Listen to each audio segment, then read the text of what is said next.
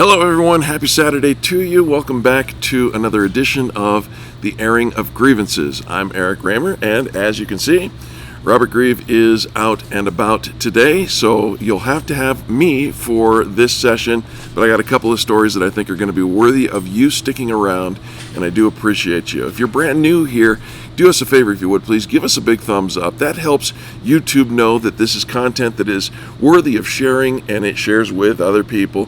And then, of course, if you're a regular here, we say thanks for being here again. Don't forget to click the subscribe button and the notification bell.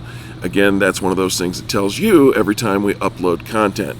And of course, if you're a regular, you know, if it's Saturday morning at 9:30 a.m. in the Mountain Standard Time Zone, then you'll know we're doing something here. All right, today I want to talk about two different stories that came across the wire through Repair-Driven News this week. And both of them are kind of interesting to us, and we think will probably be kind of interesting to you. The first one, and by the way, great articles both written by Dave LaChance. I'll put a link to Repair-Driven News right down below in the description box. This one here says there's a survey that was done recently that most drivers don't understand what their insurance covers. I'll say that again.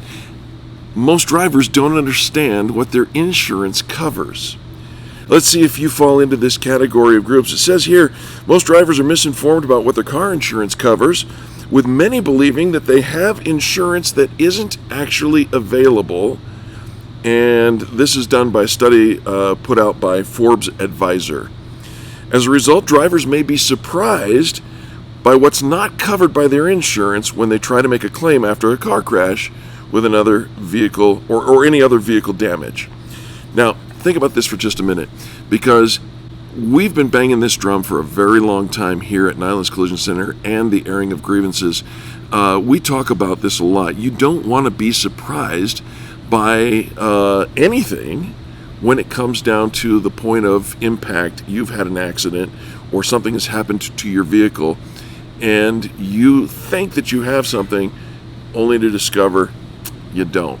We talk a lot about OEM riders and aftermarket parts and things like that, and why those are bad policies. The aftermarket parts are bad policies. If you're going to use an insurer, you should probably have an OEM rider. If your insurer doesn't offer an OEM rider, perhaps it's time to look for a different insurer.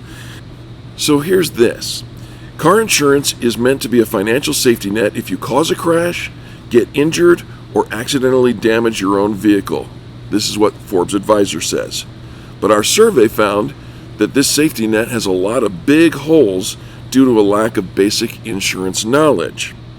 And it goes on to talk about they surveyed 2,000 U.S. adults, and this was collected in the month of March, the end of March.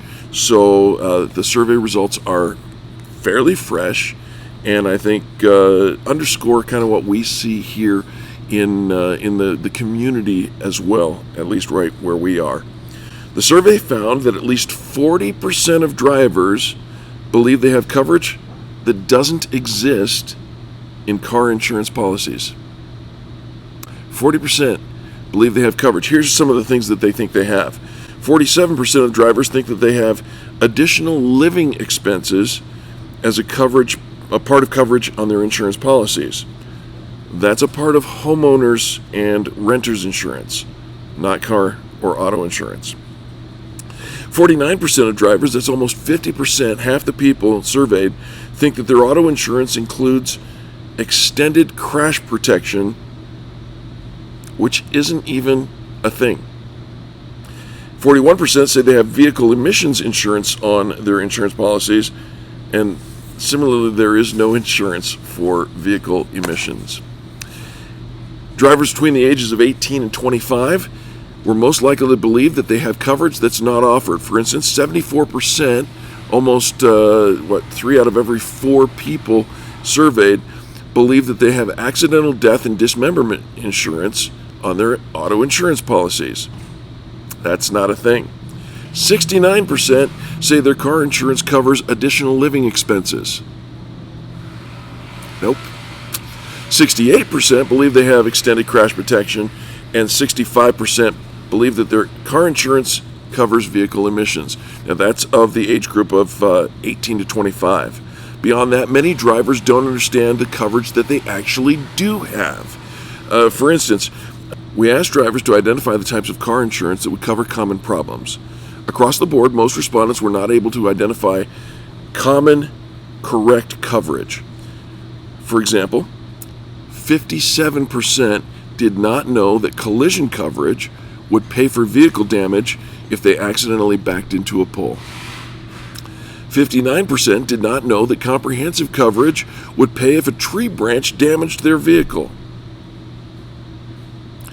62% did not know that liability coverage would pay for damage done to another driver's car in an accident that they had caused. The biggest knowledge gap, Forbes advisor said, was about uninsured motorist coverage. It noted that only 3%, pay attention people, 3% of drivers knew that none of the standard insurance types listed would cover the injuries suffered by an uninsured motorist who crashed into their vehicle. Uninsured motorist insurance covers a policyholder's injuries from an uninsured driver. That's it. It goes on with a little more. 91% of young drivers believe their car insurance would pay if their car won't start. No. And 62% of drivers between the ages of 58 and 76 knew that none of the coverage types listed would cover a vehicle that won't start. Hey, listen, there's a place where you can go to find out where you can find good information about your insurance. It's called the OEM Collision Repair Roundtable's Crash Repair Info website. That's a lot. I'll put a link down below. I want to say thanks to Dave LaChance for bringing this to our attention. We see this a lot where people are surprised. And look, I'm not immune. I have been surprised by what my insurance would or would not cover. I remember, and I think I've told the story before, I had a 2013 Dodge Charger, and it was a beautiful vehicle. I hit 2 potholes over the course of 2 different weeks, and in the process went through $13,000 worth of repairs.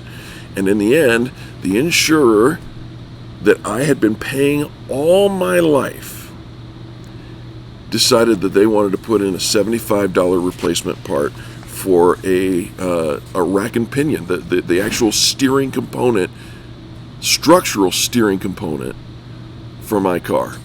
A $75 used, 104,000 miles on it replacement part.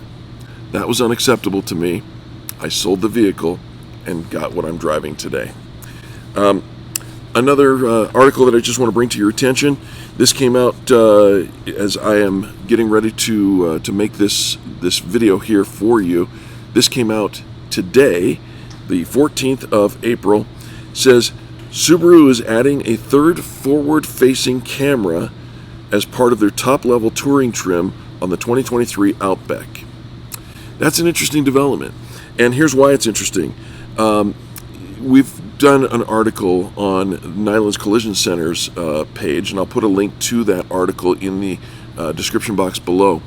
But one of our most popular articles, and it's been there for years, continues to perform well, is on the Subaru EyeSight system and their forward-facing camera system. And so for Subaru to announce that they're adding a third camera on their 2023 Outback gets our attention. What is it for? Why are they doing it? And here's the answer. The touring trim will add a wide-angle mono camera that will work with the EyeSight cameras that will further expand the field of view to help the system recognize pedestrians and bicyclists sooner when the car enters an intersection at low speed. You know, this is good news for everybody, I believe.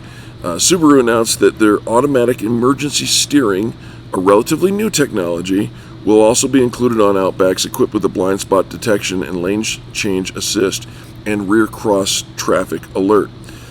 Now, the reason they're doing this is this. The federal government and consumer safety organizations have placed an increased emphasis on pedestrian safety. The NHTSA, the National Highway Traffic Safety Administration, has been directed by the Department of Transportation to initiate rulemaking on a requirement that the new passenger vehicles be equipped with pedestrian automatic emergency braking. That's PAEB. That's going to be a thing.